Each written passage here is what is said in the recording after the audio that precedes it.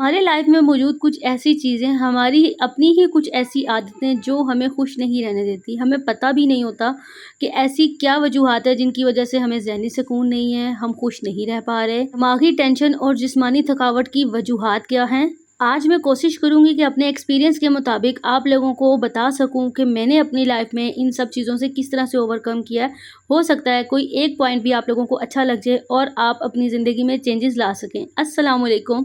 Welcome back to my YouTube channel and welcome back to another vlog. उम्मीद करती हूँ मेरी यूट्यूब फैमिली बिल्कुल ठीक होगी और उन तमाम लोगों का शुक्रिया जो मेरे चैनल पर फर्स्ट टाइम आए हैं और मेरी वीडियो को देख रहे हैं। तो मैं आप लोगों से यही रिक्वेस्ट करना चाहती हूँ कि अगर आप मेरे चैनल पर आ गए हैं और मेरी वीडियो आप लोगों के सामने आ गई है ना, तो वीडियो को लाइक करके प्यारा सा कमेंट करके ना अपनी राय का इजहार ज़रूर किया करें कमेंट सेक्शन में और मुझे ज़रूर बताया करें कि आप लोग किस हद तक मेरी बात से एग्री करते हैं या कोई एक पॉइंट जो मैंने वीडियो में डिस्क्राइब किया है आप लोगों को समझाने के लिए, बताने के लिए कि मैंने अपनी लाइफ से क्या-क्या कुछ सीखा है। अगर आप लोगों ने कोई एक पॉइंट भी सीखा या आप लोगों को बेहतरीन लगा, तो आप लोग मुझे कमेंट सेक्शन में ज़रूर बताइएगा। आज के व्लॉग का टॉपिक स्टार्ट करने से पहले मैं आपको बताती चलूँ कि ये 2 दिन का मिक्सअप व्लॉग है, क्योंकि मैं काफ़ी ज़्यादा मेरा बिज़ी स्केड्यूल था और मैं व्लॉग एडिट नहीं कर पा रही थी, तो इसलिए हम लोग सैर करने के लिए भी गए थे। कहाँ गए थे इसका प्रॉपर आप लोगों के साथ में ओवरव्यू शेयर करूँगी और साथ एक बहुत ही ज़बरदस्त सी लखनवी स्टाइल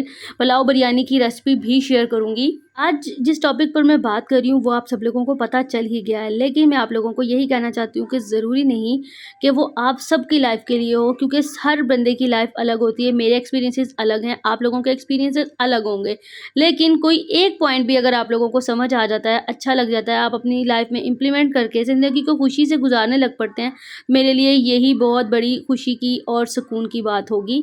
कि पॉइंट नंबर 1 इज़ दैट कि हम अपना ख़्याल बिल्कुल भी नहीं रखते। अपना का वक्त मोस्टली ख़वातीन का बहुत बिज़ी होता है।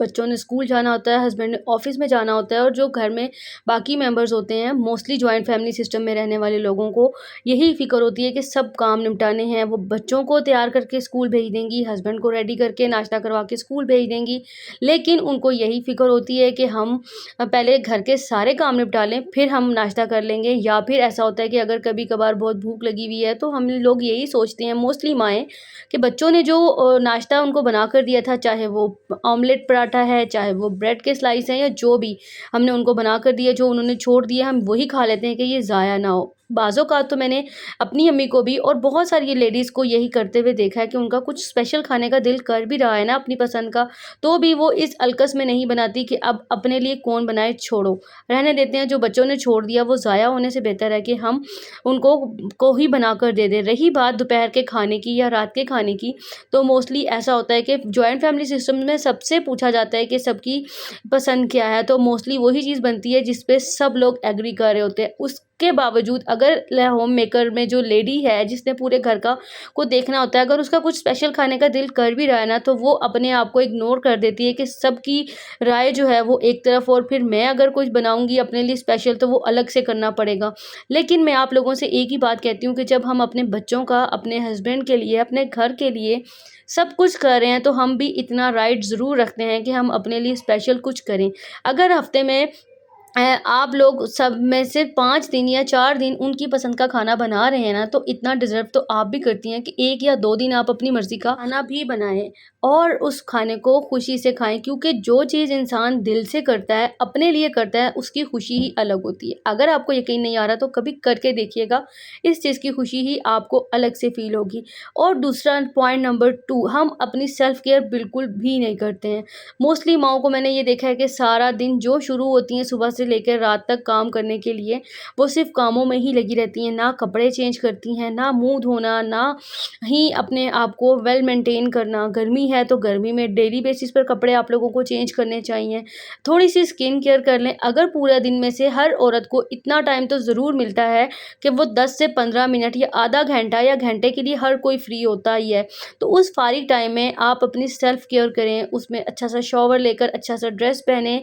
ज़रूरी नहीं है कि बहुत फैंसी और लग्ज़री ड्रेस पहने, साफ-सुथरा धुला-धुल हुआ ड्रेस पहने, अच्छी-सी फ्रेग्रेंस लगाएँ, थोड़े से बाल बनाकर लिपस्टिक लगा लें। आप अपने लिए टाइम निकाल कर ये सब चीज़ें करेंगी ना, तो आप यकीन करें आपको एक बहुत अच्छी खुशी मिलेगी और ज़हनी तौर पर भी आपको सुकून मिलेगा कि हाँ, मैंने अपने लिए टाइम निकाला है और खुद को अच्छा और फ्रेश फ़ील होगा। जब आपको खुद को अच्छा और फ्रेश फ़ील होगा ना, तो आप खुद खुश होंगी और जब आप खुश होंगी तो आपका घराना भी खुश होगा। जो टाइम भी आपको घर के कामों से मिलता है उसमें अपनी स्किन की केयर किया करें, अपने बालों की केयर किया करें। और कोई ना कोई रेमेडीज़, ज़रूरी नहीं कि आप बहुत महँगे प्रोडक्ट्स लेंगे, बहुत सारी ऐसी रेमेडीज़ हैं जो आपको घर में मौजूद चीज़ों से ही बनकर आप अपनी स्किन का और हेयर का ख़्याल रख सकते हैं। यकीन करें सेल्फ केयर से ना बहुत ज़्यादा खुशी मिलती है और जो ज़हनी सैटिस्फैक्शन होती है ना, वो उसका तो मज़ा ही अलग है। पॉइंट नंबर 3 इज़ दैट कि आपने कभी भी अपने घर के कामों को लेकर ओवर स्ट्रेस्ड नहीं होना। मतलब ये सुबह के वक़्त जब आपने एक दफ़ा पूरे घर की अच्छे से सफाई कर ली है, डस्टिंग कर ली है, उसके बाद आपके बच्चे आ गए हैं स्कूल से और उन्होंने चीज़ें इधर-उधर कर दी हैं, सोफ़े के कुशन्स हिला दिए हैं, बेड के पिलोज़ इधर-उधर कर दिए हैं, तो मोस्टली लड़कियों को मैंने देखा है कि वो ओवर स्ट्रेस्ड हो जाती हैं कि घर को अभी साफ़-सुथरा किया था, फिर सारा बखेर दिया, फिर सारा करना पड़ेगा। लेकिन मैं आप लोगों से यही कहूँगी, ये काम तो होते रहते हैं, लेकिन खुद को स्ट्रेस में नहीं डालना, क्योंकि जब हम ये सारे काम खुद को स्ट्रेस में डालकर करेंगे ना, तो हमारे लिए बहुत ज़्यादा परेशानी वाले मामलात बन जाएँगे और इसका नतीजा ये निकलेगा कि हम अपने बच्चों को डाँटेंगे कि भई आपने ये क्या कर दिया? मैंने अभी सफाई की थी, अब मुझे दोबारा से करना पड़ेगा। इससे आपके बच्चे भी चिड़चिड़े होंगे और आपका ज़हनी सुकून भी ख़राब होगा और बच्चों की खुशियाँ भी तबाह होंगी। ये बच्चों को ऐसा लगेगा कि मामा हर टाइम हमें बोलती रहती हैं, हमें डाँटती रहती हैं, लेकिन बच्चों को भी थोड़ा-सा स्पेस दें, खुद बच्चों के साथ इन्वॉल्व हों, बच्चों के साथ छोटी-छोटी सी अगर आपके बच्चों को ड्राइंग पसंद है, तो उनके साथ मिलकर ड्राइंग करें। बहुत सारे बच्चे होते हैं जिनको स्टोरी सुनने का बहुत शौक होता है, उनके साथ बहुत अच्छा क्वालिटी टाइम स्पेंड कर सकती हैं। आप उनको स्टोरीज़ सुनाएँ अच्छी-अच्छी सी और खुद का भी ध्यान जो है ना, वो सिर्फ़ घर के कामों से और टेंशनों से निकाल कर ना अपने बच्चों के ऊपर फ़ोकस करने पे लगाएँ और इससे आपके बच्चों को ये एहसास होगा कि हमारी मम्मा हमसे प्यार करती हैं, हमें टाइम देती हैं, ना कि सारा दिन सिर्फ़ घर के कामों में लगी रहती हैं। बच्चों के साथ जितना अच्छा टाइम आप स्पेंड करेंगी, उतना ही आपको खुद को भी अच्छा लगेगा और आपके बच्चों को भी बहुत ज़्यादा अच्छा लगेगा और वो आपसे हैप्पी होंगे। और एक माँ के लिए मेरे ख़्याल से तो सबसे बड़ी हैप्पीनेस की बात ही यही है कि उसके बच्चे और उसके हस्बैंड उसके साथ खुश हों। पॉइंट नंबर 4 इज़ दैट कि हमारी लाइफ में बहुत इम्पोर्टेंस रखता है। अगर आप पूरा हफ़्ता घर में गुज़ार रही हैं, तो कोशिश करें एक टाइम हफ़्ते में दिन ऐसा ज़रूर रखें जिसमें आप अपने बच्चों के साथ, अपने हस्बैंड के साथ आउटिंग के लिए बाहर जाएँ।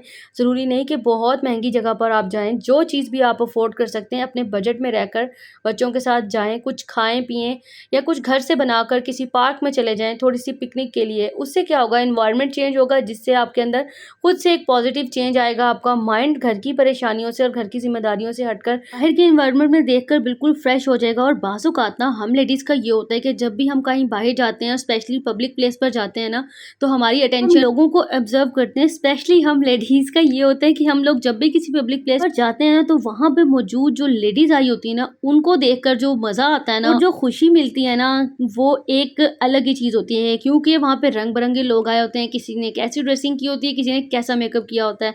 तो इंसान को ना सोचने के लिए, समझने के लिए ना घर की टेंशनों से ना थोड़ी देर के लिए ना इंसान का माइंड बिल्कुल निकल आता है और इस चीज़ से भी आपको बहुत ज़्यादा खुशी मिलती है। The last and most important part is that कि जब भी हम घर के काम कर रहे होते हैं ना, तो हम अगर आपको लगे ना कि आपको बहुत ज़्यादा थकावट रह रही है, आपके सर में दर्द रह रहा है या आपकी बॉडी में पेन हो गया है, तो आप फर्स्ट ऑफ ऑल अपने इन चीज़ों को इग्नोर बिल्कुल भी मत करें। क्योंकि बाज़ों का छोटी-छोटी सी चीज़ें जिनको हम इग्नोर कर देते हैं, वो हमारे लिए बाद में बहुत बड़े मसले क्रिएट कर देते हैं। तो इसलिए मैं आप लोगों से यही कहना चाहती हूँ कि आप लोगों ने अपने घर के साथ-साथ खुद पर भी भरपूर तवज्जो देनी है। अगर आप ठीक होंगी, तो आपके बच्चे और आपका घर बहुत अच्छे तरीके से आप देख सकेंगी। And the most important thing, कभी भी अपने आप को अंडर एस्टिमेट ना करें। भी अगर आप लोगों ने कोई काम करने का सोच लिया है, तो ये बात बिल्कुल ना सोचिएगा कि ये काम मेरे से नहीं होगा या ये काम मैं नहीं कर सकती। जो काम आपने अगर सोच लिया है ना कि मुझे ये करना है, तो फिर उसके लिए हिम्मत भी आपने खुद लेकर आनी है। और कोई भी ऐसा नया काम जिसके लिए आप ये सोच रहे हैं कि मैं नहीं कर सकती,